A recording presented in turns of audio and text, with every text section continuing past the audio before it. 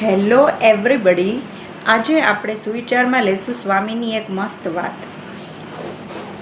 તો વાત એવી છે કે સ્વામિનારાયણ હરે સ્વામીએ વાત કરી છે, સુખી થવાનો ઉપાય શું?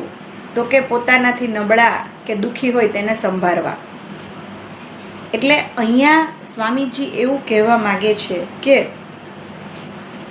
તમે બીજાનું સુખ જોઈને દુઃખી થાવ છો તો તમારાથી દુઃખી લોકોને યાદ કરો.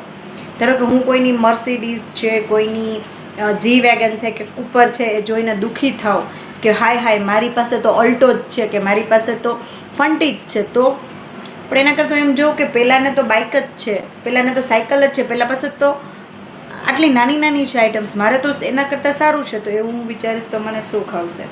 સિમિલર મારી પાસે બાઇક છે અને હું કોઈકની 4 વ્હીલ જોઈને દુઃખી થાઉં છું કે આની પાસે તો 4 વ્હીલ છે, તો એવા સંજોગોમાં શું કરવાનું? તો જોવાનું કે ભાઈ આની પાસે ભલે 4 વ્હીલ છે, મારી પાસે 2 વ્હીલ છે, પણ અમુક લોકો છે એની પાસે તો 2 વ્હીલ નથી, એ તો સાયકલ ઉપર જાય છે અથવા તો એ લોકો હાલતા હાલતા જાય છે, તો એ લોકો કરતાં તો મારે સુખ છે ને. તો સમજવાની વાત એ છે કે અહીંયા હંમેશા તમારાથી નીચે કેટેગરીના લોકો વિશે તમે જ્યારે વિચારશો તો તમારાથી જે ઉપરની કેટેગરીના લોકો છે એનાથી કે એની વસ્તુઓથી કે એના કલ્ચરથી કે એના કોઈ પણ XYZથી તમને ક્યારેય દુઃખ થશે નહીં. તો આ હતો આજનો વાત. આઈ હોપ કે તમને ગમી હશે અને થેન્ક્સ ફોર વોચિંગ.